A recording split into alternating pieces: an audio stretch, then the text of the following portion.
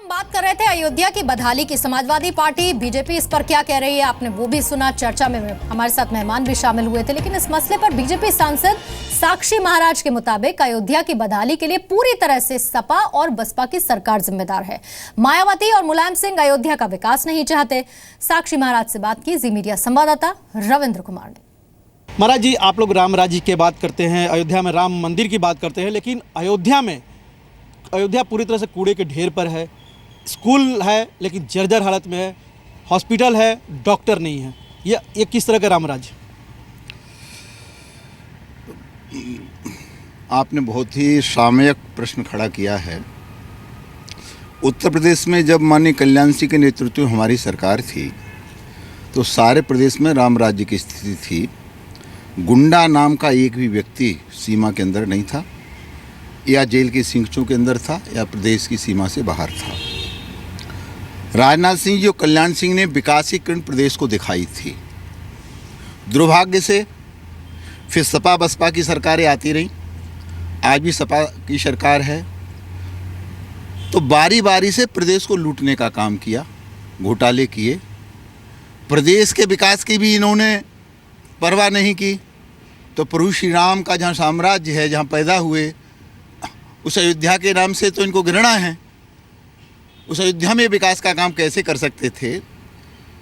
तो दुर्भाग्य है कि विकास को भी जाति के आधार पर, पार्टी के आधार पर इस प्रदेश में देखा गया है। उसके लिए मायावती और मुलायम दोनों के दोनों जिम्मेदार हैं। कहा यह जाता है कि राम राज्य में सभी लोग स्वस्थ, बुद्धिमान, साक्षर, ज्ञानी और सुखी थे। उस वक्त राम राज्य में सुख, समृद्धि और खुशहाली थी। फिलहाल स्थिति यह है कि दुनिया के किसी दूसरे देश में तो शायद राम राज्य हो भी सकता है, लेकिन भारत में कहीं भी राम राज्य दिखता नहीं। राम राज्य में शायद सभी लोग स्वस्थ रहे होंगे, लेकिन अयोध्या में तो अस्पताल हैं ही नहीं, और जो हैं वहां पर डॉक्टर ही नहीं।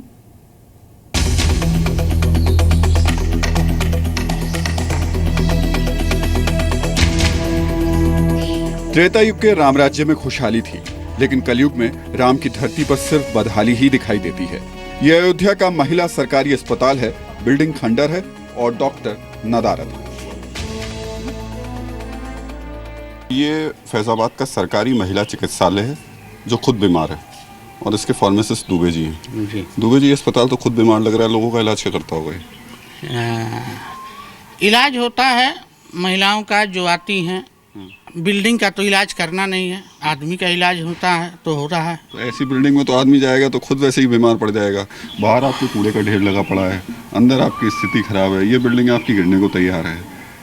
अब ये डॉक्टर आपका आया नहीं है, 10 बज गए। अब हम किसी के बारे में आलोचना कर नहीं सकते, बहुत बड़े पद पे है नहीं, छोटा पद है, इसलिए तो बता सकते हैं ना दुबे जी। सत्य बताएंगे तो कटु सत्य, जैसे मृत्यु है ना, तो वैसे ककरी चोर को फांसी की सजा लग जाएगी।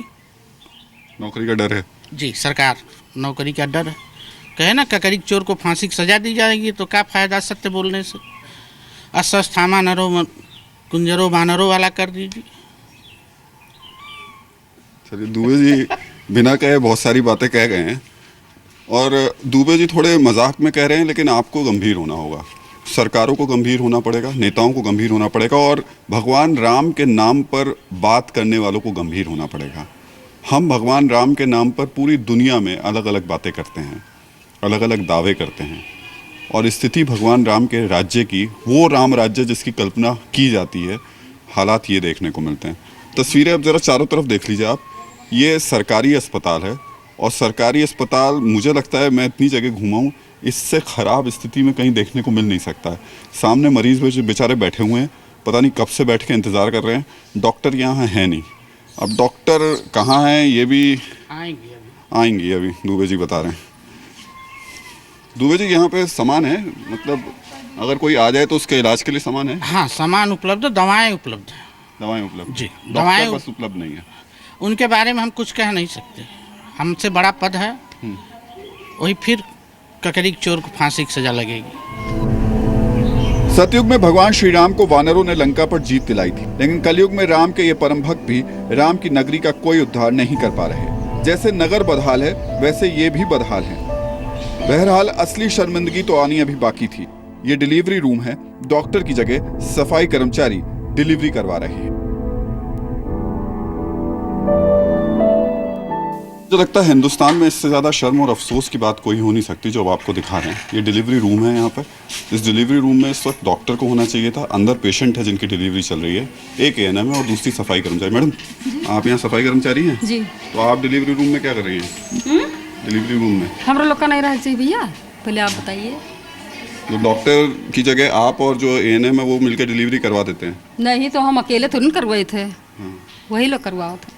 मतलब एएनएम और आप दोनों मिलकर करा देते हैं ना? जैसे भैया ऐसा है कि यहाँ हम अकेले रहे थे, यहाँ के बल्ब फ्यूज हुए हम लगवाए, हर चीज जो टूटे फूटे के हम बनवाए, मोटर हम बनवाए, कोई यहाँ नहीं बनवा वाला है।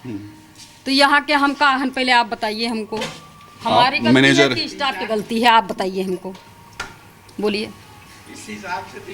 नहीं मैं पर मैं सिर्फ नहीं, यहाँ अस्पताल में हमारी लाइट चाहिए, इन्वर्टर बंद करके चले जाते हैं सब लोग।